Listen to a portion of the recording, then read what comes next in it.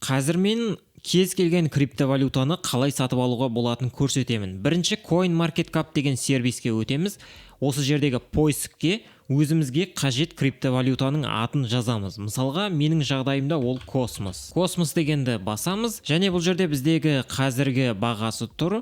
Бұны қай жерден сатып алуға болады деген сұрақ туындайды. Ол үшін Markets деген жерді басамыз. Мына жерде әртүрлі биржалар бар. Осы биржалардың біреуі арқылы біз сатып ала аламыз. Ол үшін осы биржада әрине аккаунт болу керек. Менің жағдайымда мен Binance-ты қолданамын. Сілтеме осы видеоның астында. Өтетін болсаңыз, сізге сатып алған кезде 20% скидка береді комиссияға. Немесе KuCoin, Coinbase сияқты әртүрлі сервистер бар. Сізде қайсысы бар, соны қолдансаңыз болады. Және екі категорияға бөлінген CX және DX деген. Бұның екеуінің айырмашылығы мынада. Binance, Coinbase, KuCoin сияқты сервистер мынау бір орталықтан басқарылады. Ал мына DEX деген бұл бір орталықтан басқарылмайтын сервистер. Мына сервис арқылы, мысалға PancakeSwap, Uniswap арқылы ешқандай аккаунт ашпай-ақ, тіркелмей-ақ, документ жібермей-ақ ешкімге криптовалюта сатып алуға болады. Мен қазір Binance-қа өтем. Мынаны басып өтсеңіз болады, немесе Binance-та аккаунтыңыз болуы керек. Мына жерде Binance-та бар деп тұрса, демек бұл Binance сервис арқылы сатып алуымызға болады. Оны сатып алу үшін бізге Binance-тағы шотымызға ақша салуымыз керек. Доллардың, мына жерде міне қандай валютаға сатып алуға болатыны көрсетілген. Атом деп тұр. Атом деген мына космостың міне кішірей тикер десек те болады. Осындай атау, токеннің атауы. USDT деп тұр. Яғни USDT деген доллардың криптовалютадағы түрі, немесе BUSD мен сатып алуға болады. Қосымша тағы да басқа міне USD доллар мен Coinbase арқылы сатып алуға болады. Біз қазір теңгемен алайық. Ол үшін біз былай істейміз. Бізге бірінші криптовалютаның доллардағы түрін алу керек. P2P деген торговля дегенге басамыз, доллардағы түрін сатып алу үшін. Және бізге қажет осы жер арқылы алуымызға болады. Мына жерде способ оплаты деген жерге мен Каспий банк деймін.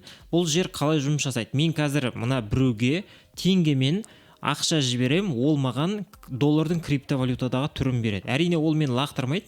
Мына сервис содан қорғайды. Желательно мынадай галочкасы бар адамдармен жұмыс жасасаңыз болады. Бірақ енді мынандаймен де болады. Менің өзімде ешқандай проблема болған жоқ. Және лимит бар, минимальный сумма деген, яғни сіз минимум 100 000 теңгеге алуыңыз керек. Мысалға, мына адамда 40 000 теңге, мынада 5 000 теңге.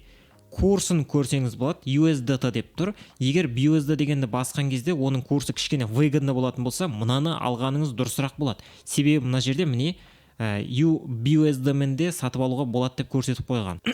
Мына жерде 464 теңге бір BUSD, бізге USDT керек, ол үшін мынаны басамыз. Каспий банктен басқа все способ оплаты дегенді басатын болсаңыз, басқа да тарифтер бар. Мысалы, қазіргі жағдайда халық банкпен алатын болсаңыз, кішкене бір тиын эконом болады екен. Бірақ менде халық жоқ, мен Каспиймен алам. Және минимальный сомманы енгізсеңіз болады. Мысалға, сізде тек қана 15 000-ға алғыңыз келетін болса, 15 000 деп жазасыз, поискті басасыз, сізге қажет осындай адамдарды шығарып береді. Мен қазір 15 000-ға алайын. Купить дегенді басамыз, және мынаған назар аударыңыз. Выполнено деп тұр, яғни уақытында орындап үлгермеу мүмкін. Мына көрсеткіш аз болатын болса, немесе мынада 100%, мынада 100% деп тұр. Қазір мен мынаны алайын. Маған 5 000 теңгеден бастап алуға болады, маған 15 000 теңгеге. 32 USDT алам. Купить дегенді басамын. Бұл сервиске сілтеме осы видеоның астында тіркеліп жұмыс жасап көруге болады. Және мына жерге өтемізде қараймыз. Мына кісіге мен қазір Каспий Gold арқылы ақша аударуым керек. Номері тұр, аты жөні тұр. Номерін жаздым, және сол адам екеніне көз жеткіземіз. Өтегенов Талғат Сатыбекұлы деп тұр. Каспий Gold'та Талғат Ө деп шықты. Енді 15 000 теңге жіберейік.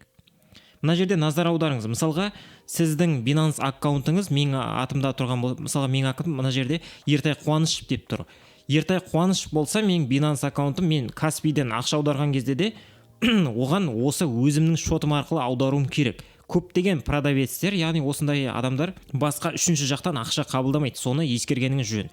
Неге қабылдамайды дейтін болса, бұлай алаяқ болуы мүмкін, бір ұрланған болуы мүмкін, кейін оларға да бұлай полиция тарапынан лишний проблема болуы мүмкін. Сол үшін олар қабылдамайды. Соған назар аударыңыз. 15 000 дедім, және Талғат Ө жібердім. Енді жібергеннен кейін чек ештеңе жіберіп керек емес, просто оплачено и далее дегенді басам, қабылдаймын, подтвердить оплату.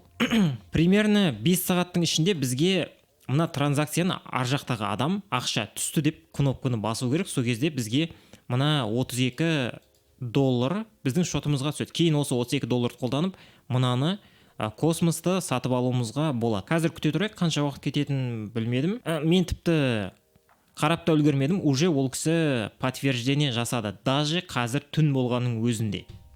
Мына жерге бірдеңе жазсаңыз болады, анау мынау деген секілді. Отзыв қалдырайық, положительный, быстрый сделка. Бәрі тез болды. Енді не істейміз? Бізге космосты сатып алу керек. Осыны рынкы дегенге барамыз. Обзор рынок. Осыны бассаңыз болады, немесе торговляны басып, мына жерде спотты басып өтуге болады. Бізге космос керек. Міне космостың бағасы, торговать дегенді басамыз. Бізде енді мынау бірінші рет ашқан адамдарға өте сондай қиын, түсініксіз бірдеңе шығады. Менде космос бар, негізі мына жерде атом, бірақ ол просто стейкингте тұр. Енді мына жерде жаңағы біздің 32 долларымыз жоқ. Ол қайда? Ол ақша просто басқа Binance'та басқа шот тұрады, пополнение деген, содан мына жерге аударуымыз керек. Ол үшін мына перевод дегенді басамыз, всены басамыз. Монета USDT және USDT-ны басамыз, всены басамыз және подтвердить. Енді пополнение дегеннен бізде жаңағы торговля жасайтын шотқа осы ақша түсті. Енді біздің шотымызда 32 доллар бар, 32 долларға біз атом сатып алайық. Оның курстары әртүрлі, міне 11-де 288 деп тұр. Мына жерде 11-де, яғни 288 болғанда 11-де 28, 11-ге 29. Тез сатып алғыңыз келетін болса, мыналарды кішкене көбірек бағаны қойсаңыз болады. Просто мына жерде айтасыз: маған осындай количество керек, осындай цена ұсынам. Біреу сатып алуға келсе, сразу сатуыңызға болады, немесе сатып алуға болады. Мен қазір 84 жарайды, 86 дегенді қояйық. Бізге осындай бағада сатып алайық. 2 атом.